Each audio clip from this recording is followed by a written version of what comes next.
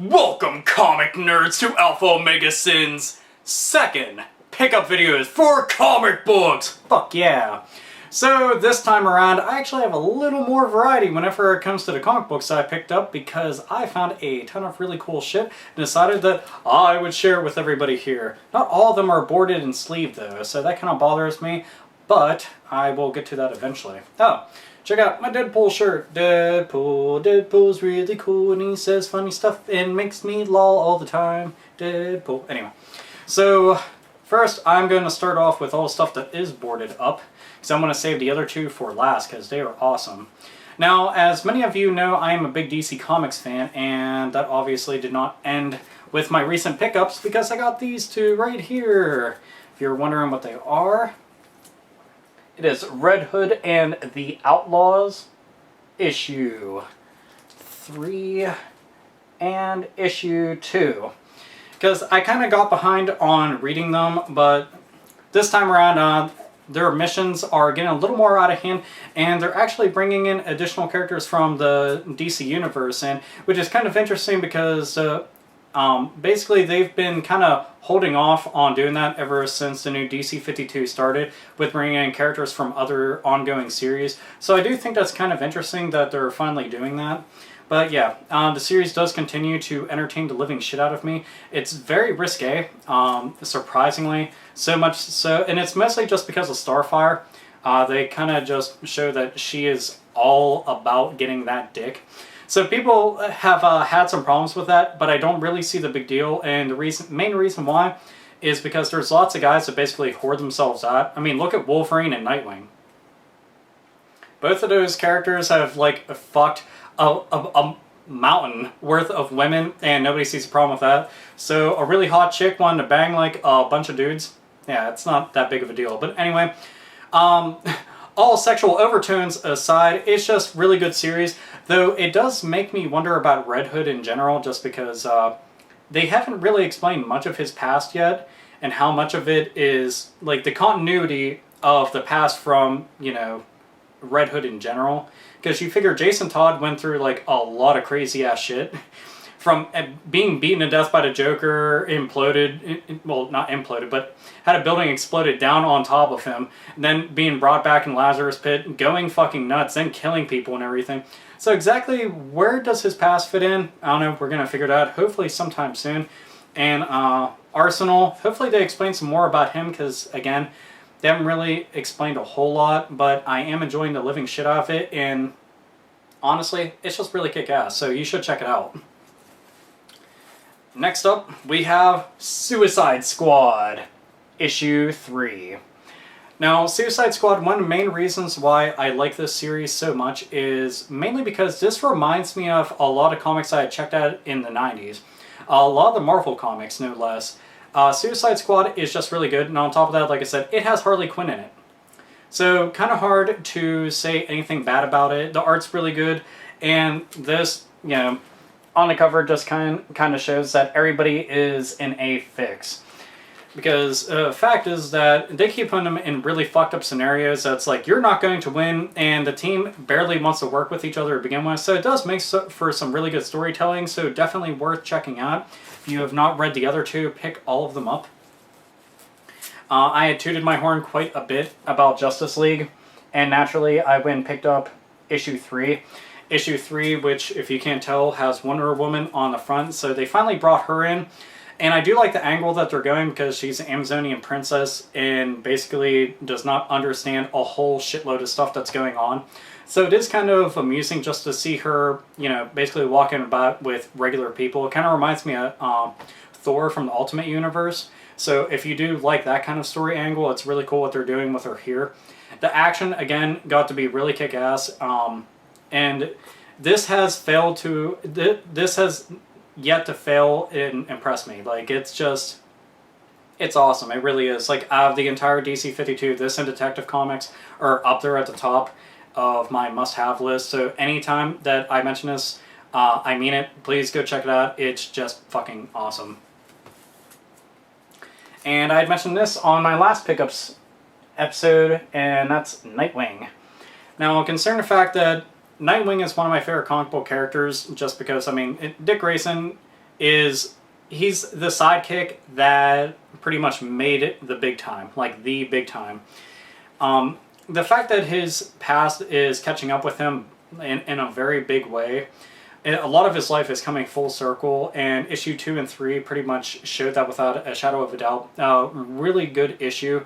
They're starting to explain more about some of the villains that are popping up now, and starting to bring in other characters from, you know, Gotham City and everything. So really worth checking out. Nightwing, just fucking awesome. Now this was a completely random find, and it was dirt cheap, so it was absolute must. But it is the very first issue of the Maxx. Now, if anybody remembers back in the 90s, MTV had a thing called Liquid Television, and it was all animation and everything. They had the Maxx on there, the Head, Beavis and Butthead was on there if I'm not mistaken. I think Ren and Stimpy, I'm not 100%, but I'm pretty sure it was. There were some other cartoons, Aeon Flux was on there, but I can't remember any ones beyond that. But the Maxx was one of the ones I liked a whole lot, and I was just talking about it recently with my friend, and I had seen this, and I was like, wow, 50 cents for the first issue? Fuck yeah, I'll buy it. So, actually, it was pretty much a must-have. I'll end up picking up the other issues or just getting like paperback of them. But the Maxx, if you ever get bored, just type it in on YouTube. Really cool little cartoon. All around, just really like it. The artwork matches how the animated film looked. But this is just really cool stuff. And for 50 cents, you can't go wrong. Now, speaking of cheap and really awesome, these were 20 cents a piece. I want to get in there and show you. But it's Killer Instinct Comics. There goes Full Gore, absolutely owning Galatius. Like, that's fucking awesome. It was, yeah, little gargoyle dude. I actually forgot his name for some reason, damn. Somebody comment what that is, but it's completely slipping my mind. But 20 cents for Killer Instinct comics? I mean, I'm already a big fan of Killer Instinct, but the fact that there's comics, and I did remember seeing these whenever I was really young, but I never got them. But just seeing them, here, I'll open them up so you can see what some of the interior art looks like. I mean, it's not the greatest in the world. There's Orchid and Full Gore right there. See if we can go to... That's an ad, quite obvious. There we go. There's some action scenes, and it's got blood and everything. It's kind of cool to see that it's honestly violent. But yeah, for 20 cents for Killer Instinct comics, yeah, it was hard to really go wrong with these, so I had to pick them up. Anytime that I see any video game related comics for dirt cheap, I'm really excited. Because I mean, there's other ones out there. There's Deus Ex comics, there's Duke Nukem comics. There honestly is a slew of them. There's Resident Evil comics, Silent Hill comics, Metal Gear comics. Yeah, you name it, there's a bunch out there. But Killer Instinct was something I forgot about that they had until I saw them. It was like 20 cents, oh my god. And it says that issued, let's see, this is number 2 of 3, and this is 3 of 3. So I didn't see the first one, which kind of sucked because I would like to have the entire thing complete. But yeah, I'll eventually find it at some point so I can have all 3 of them. But really good stuff all around, just really neat to find all that. And lastly, I got this.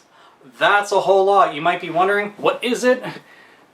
Show you right there. It's Transmetropolitan, one of my all-time favorite comic book series.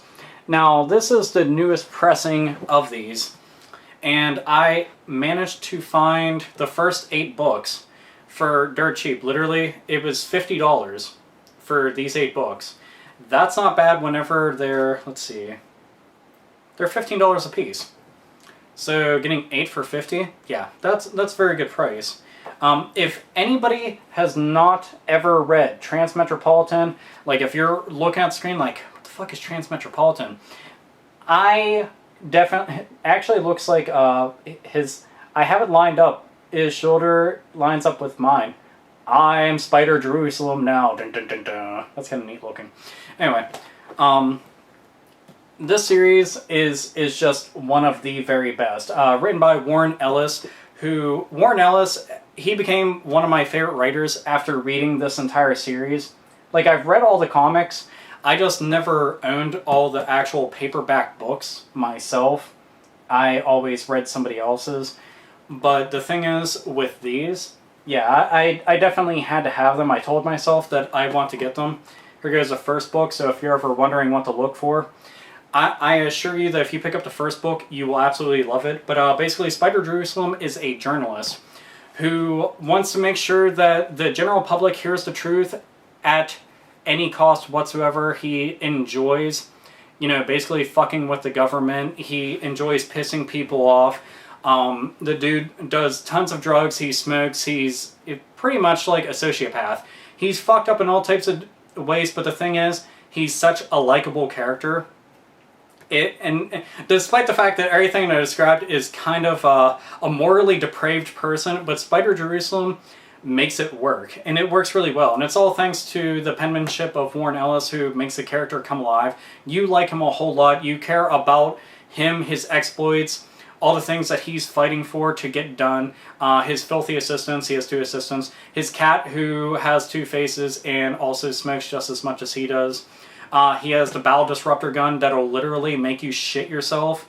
I'm pretty sure it's a prolapse setting, so your butthole can literally just be destroyed. Here goes one of my favorite covers right there. I like that one a whole lot. But yeah, these were an absolute must-have for me. I just, seeing them for that cheap, I was just like, hot damn, I will definitely get them. But yeah, I prefer, like, I have a lot of single issues. I have a little over half of the series in single comic issues because I'm still collecting them. But I want to get the paperback ones because they're easier to read rather than open up each individual issue and putting it back and everything. So yeah, as a comic book fan, this was an awesome find right here. I also like that they're a little more colorful on the spine, whereas the first printings for them weren't as colorful and everything. So yeah, that definitely looks a lot cooler. But yeah, Transmetropolitan, please go check that out in any way that you can and pick them up because they are worth every single penny that you will spend on them. And there's actually a rumor that Warren Ellis might be making more Transmetropolitan. Crossing my fingers for that one. But anyway, this concludes my comic book pickups, episode 2. And I had said before, I could not figure out what I wanted to say at the end of my videos because they're comic book videos and not my regular video game videos. So I'm just going to say this simply: read comics or fucking die.